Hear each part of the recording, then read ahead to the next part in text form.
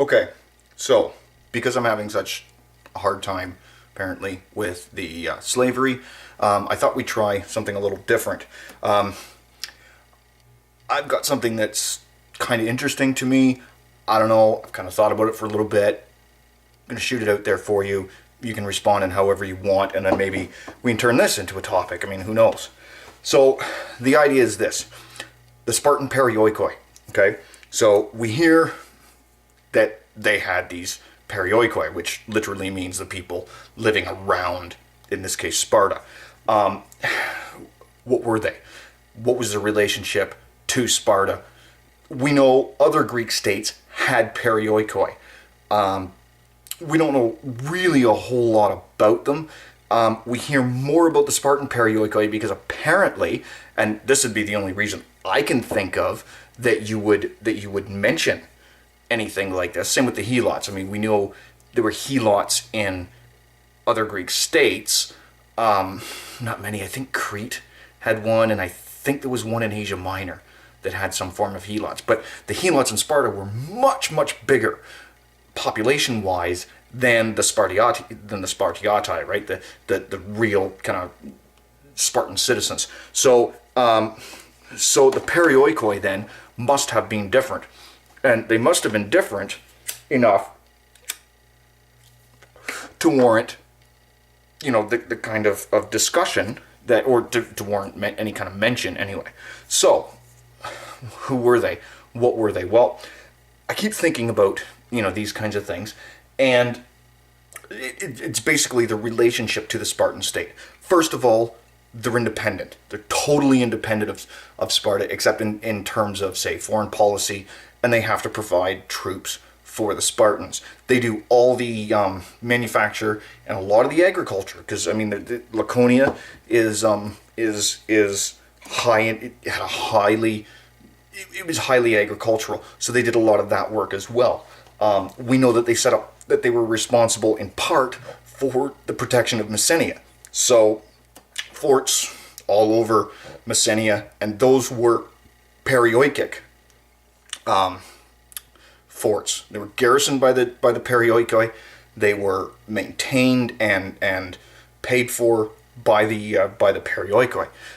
There's only one mention of them ever revolting, and that's in after the big earthquake in Sparta, and the Messenians revolt, and the Spartans have to call for Athens because, well, what are you going to do? So what was the relationship to them? Well, here's my idea, and you can kind of take it apart if you want to, but let's just kind of look at this idea for a minute.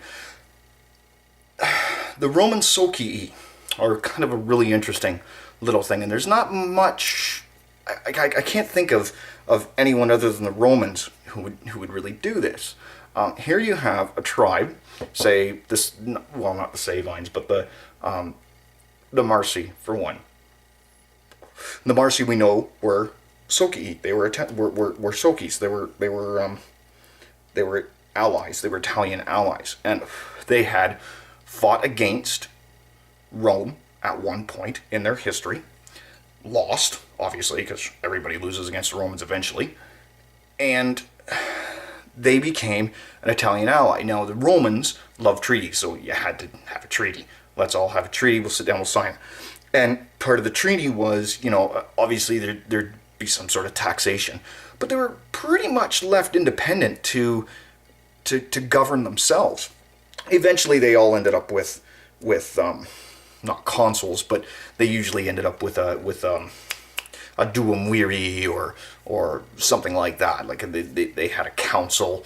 They had their own senates usually by the late Republican period. During the Social War, a lot of them they set up their own senate. They set up a Roman style government, but so they didn't have their own foreign policy, but they were independent enough that they could rule their own city-state. Well, I guess by this point it was a city rather than a city-state. But they could rule their own city with their own magistrates. They did have their own army, but that army was kind of it was more that they had to provide troops to Rome. Their foreign policy was set up by Rome. Otherwise, the Romans kind of left them alone as long as they didn't rebel, which they did in the Social War. But most of the time, they were left to their own devices. They had their own nobles. They had their own markets, and they produce things on their own. A lot of times, these Socii would be, think of Capua, right? I mean, that's the major armory of the Roman Empire, of the Roman army, sorry. So these are things that, it's really quite interesting. Now, if Rome goes to war, they have to provide troops. Okay, well, what do the Periokoi have to do in Sparta? Sparta's the leader. They have to submit to whatever foreign policy Sparta wants. They have to provide troops. The Spartans aren't allowed, full Spartan citizens, are not allowed any kind of manufacture. All of their wealth has to come from pretty much the Messenians, pretty much the Helots. That's where they get their money. And of course, they acquire more and more land over time. Individual Spartans, not the Spartiate class as a whole. I think that's still pretty strictly. There's only so much of it, and it's just the way that it's divided up. But so all of these things, the Spartiates can't trade, so all the trade has to go through them. Now, it's a little different in the Roman thing, but I'm still thinking in terms of, if you look at, say, the Peloponnesian League, right, which is a league, which was something like, say, Argos. Argos is part of the Peloponnesian League. Well, what does that mean? Well, it's still a polis. I mean, it's still independently governed. It still has its own army, and yeah, it in certain ways it does have to provide troops if Sparta decides to go, but they have a vote in whether or not they go to war. They don't have to agree with Sparta, and Sparta can be outvoted in the Peloponnesian League. It doesn't happen very often, because if the Spartans are going to war, well, they're going to win, so why wouldn't we go too? Otherwise the Spartans are just going to come back and kick us in the ass. But I think it's a fundamental difference in the type of city that's set up. Now, the interesting thing about this is the Perioikoi cities are actually called polis. So, and this gets into another really interesting argument is, well, what is a polis then? Because a polis usually is considered to be a free, independent, self-governing city-state, that controls the area around it. But these polis, these perioikic ones, they're not fully independent. Yeah, they're independent in the sense that they have their own government and they worry about their own things, and they have their own markets and what.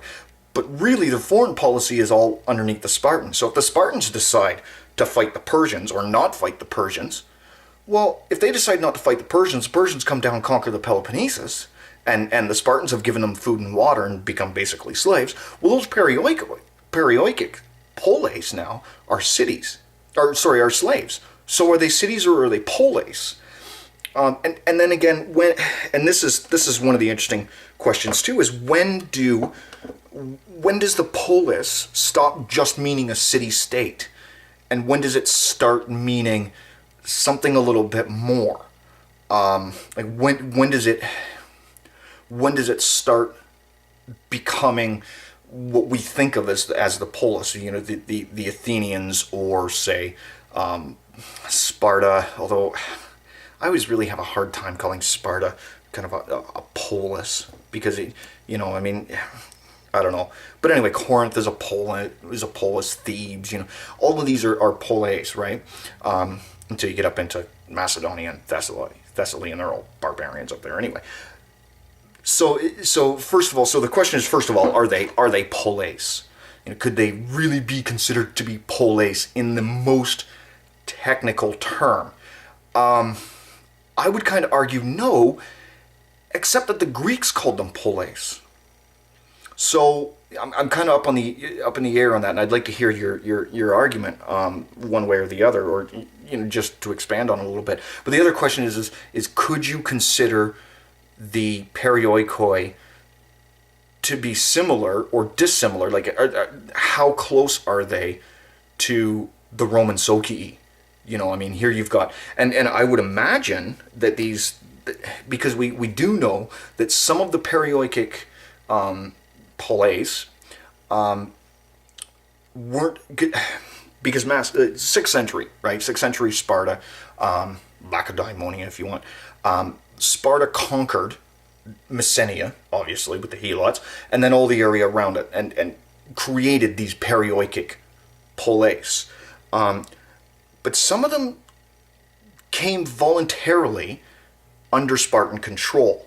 So they weren't all conquered. And we know that this happened in Rome as well.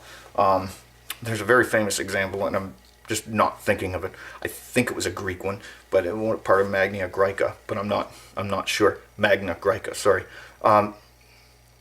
Anyway, so that's the question. Is it, how could they be considered to be similar to the Italian allies, the Socii, or not? And how close is it?